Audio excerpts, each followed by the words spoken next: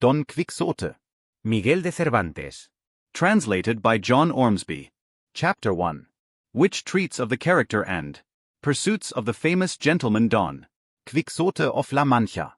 in a village of La Mancha, the name of which I have no desire to call to mind, there lived not long since one of those gentlemen that keep a lance in the lance rack, an old buckler, a lean hack, and a greyhound for coursing. An olla of Rather more beef than mutton, a salad on most nights, scraps on Saturdays, lentils on Fridays, and a pigeon or so extra on Sundays, made away with 3/4 of his income. The rest of it went in a doublet of fine cloth and velvet breeches, and shoes to match for holidays, while on weekdays he made a brave figure in his best homespun. He had in his house a housekeeper past 40, a niece under 20, and a lad for the field and marketplace, who used to saddle the hack as well as handle the bill hook. The age of this gentleman of ours was bordering on 50. He was of a hardy habit, spare, gaunt-featured, a very early riser and a great Sportsman. They will have it his surname was Quixote or Quixote, for here there is some difference of opinion among the authors who write on the subject,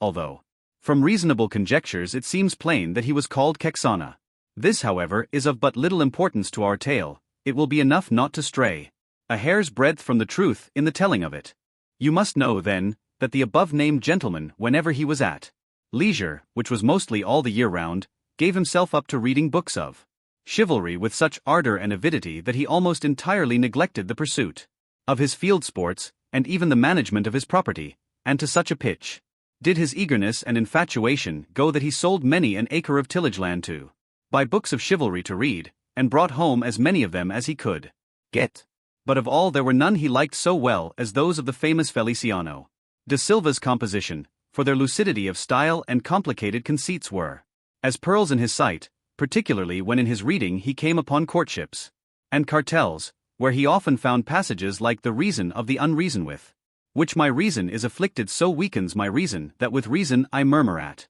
your beauty, or again the high heavens, that of your divinity divinely fortify you with the stars, render you deserving of the desert your greatness deserves. Over conceits of this sort the poor gentleman lost his wits, and used to lie awake, striving to understand them and worm the meaning out of them, what Aristotle himself could not have made out or extracted had he come to life again for that special purpose. He was not at all easy about the wounds which Don Belianis gave and took, because it seemed to him that, great as were the surgeons who had cured him, he must have had his face and body covered all over with seams and scars. He commended, however, the author's way of ending his book with the promise of that interminable adventure, and many a time was he tempted to take up his pen and finish it properly as is there proposed, which no doubt he would have done, and made a successful piece of work of it too, had not greater and more absorbing thoughts prevented him. Many an argument did he have with the curate of his village, a learned man, and a graduate of Siguenza, as to which had been the better knight, Pomeron of England or Amadis of Gaul. Master Nicholas, the village barber, however, used to say that neither of them came up to the knight of Phoebus, and that if there was any that could compare with him it was Don Galera, the brother of Amadis of Gaul, because he had a spirit that was equal to every occasion, and was no Phoenician knight, nor lachrymose like his brother, while in the matter of valor he was not a whit behind him. In short, he became so absorbed in his books that he spent his nights from sunset to sunrise, and his days from dawn to dark, poring over them. And what with little sleep and much reading his brains got so dry that he lost his wits. His fancy grew full of what he used to read about in his books, enchantments, quarrels, battles, challenges, wounds, wooings, loves, agonies and all sorts of impossible nonsense, and it so possessed his mind that the whole fabric of invention and fancy he read of was true, that to him no history in the world had more reality in it. He used to say the Cid Ruy Diaz was a very good knight, but that he was not to be compared with the knight of the burning sword who with one backstroke cut in half two fierce and monstrous giants. He thought more of Bernardo del Carpio because at Roncesvalles he slew Roland in spite of enchantments, availing himself of the artifice of Hercules when he strangled Antaeus the son of Terra in his arms. He approved highly of the giant Morgante, because, though of the giant breed which is always arrogant and ill-conditioned, he alone was affable and well-bred. But above all he admired Reynaldos of Montalban, especially when he saw him sallying forth from his castle and robbing everyone he met, and when beyond the seas he stole that image of Mahomet which, as his history says, was entirely of gold. To have a bout of kicking at that traitor of a Ganelon he would have given his housekeeper, and his niece into the bargain. In short, his wits being quite gone, he hit upon the strangest notion that ever madman in this world hit upon, and that was that he fancied it was right and requisite, as well for the support of his own honor as for the service of his country, that he should make a knight-errant of himself, roaming the world over in full armor, and on horseback in quest of adventures, and putting in practice himself all that he had read of as being the usual practices of knights-errant, righting every kind of wrong, and exposing himself to peril and danger from which, in the issue, he was to reap eternal renown and fame. Already the poor man saw himself crowned by the might of his arm Emperor of Trebizond at least, and so led away by the intense enjoyment he found in these pleasant fancies, he set himself forthwith to put his scheme into execution. The first thing he did was to clean up some armor that had belonged to his great-grandfather, and had been for ages lying forgotten in a corner eaten with rust and covered with mildew. He scoured and polished it as best he could, but he perceived one great defect in it, that it had no closed helmet, nothing but a simple morion. This deficiency, however, his ingenuity supplied, for he contrived a kind of half-helmet of pasteboard which, fitted on to the morion, looked like a whole 1. It is true that in order to see if it was strong and fit to stand a cut, he drew his sword and gave it a couple of slashes, the first of which undid in an instant what had taken him a week to do. The ease with which he had knocked it to pieces disconcerted him somewhat, and to guard against that danger he set to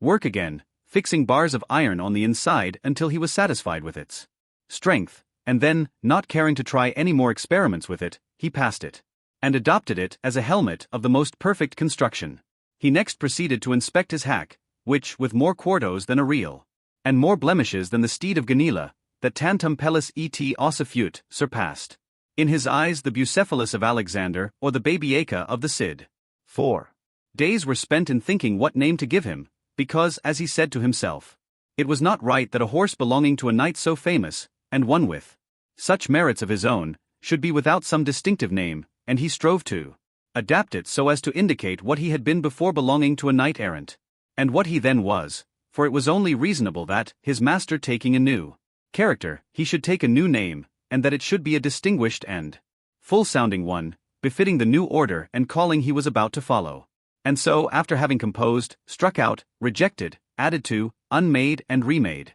a multitude of names out of his memory and fancy, he decided upon calling him Rocinante, a name, to his thinking, lofty, sonorous, and significant of his condition as a hack before he became what he now was, the first and foremost of all the hacks in the world. Having got a name for his horse so much to his taste, he was anxious to get one for himself, and he was 8 days more pondering over this point, till at last he made up his mind to call himself Don Quixote, whence, as has been already said, the authors of this veracious history have inferred that his name must have been beyond a doubt Quixote, and not Quixote as others would have it. Recollecting, however, that the valiant Amadis was not content to call himself curtly Amadis and nothing more, but added the name of his kingdom and country to make it famous, and called himself Amadis of Gaul, he, like a good knight, resolved to add on the name of his, and to style himself Don Quixote of La Mancha, whereby, he considered, he described accurately his origin and country,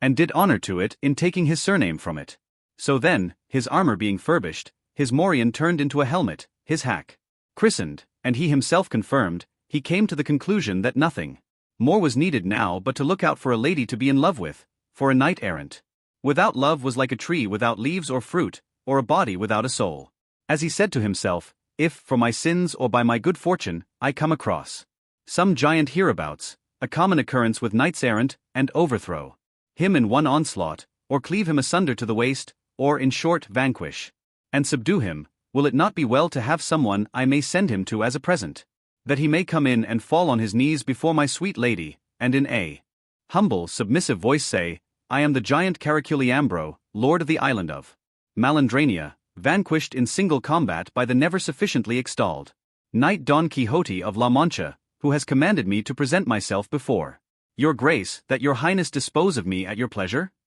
Oh, how Our good gentleman enjoyed the delivery of this speech, especially when he had thought of someone to call his lady. There was, so the story goes, in a village near his own, a very good-looking farm girl with whom he had been at one time in love, though, so far as is known, she never knew it nor gave a thought to the matter. Her name was Aldonza Lorenzo, and upon her he thought fit to confer the title of Lady of his thoughts, and after some search for a name which should not be out of harmony with her own, and should suggest and indicate that of a princess and great lady, he decided upon calling her Dulcinea del Toboso, she being of El Toboso, a name, to his mind, musical, uncommon, and significant, like all those he had already bestowed upon himself and the things belonging to him.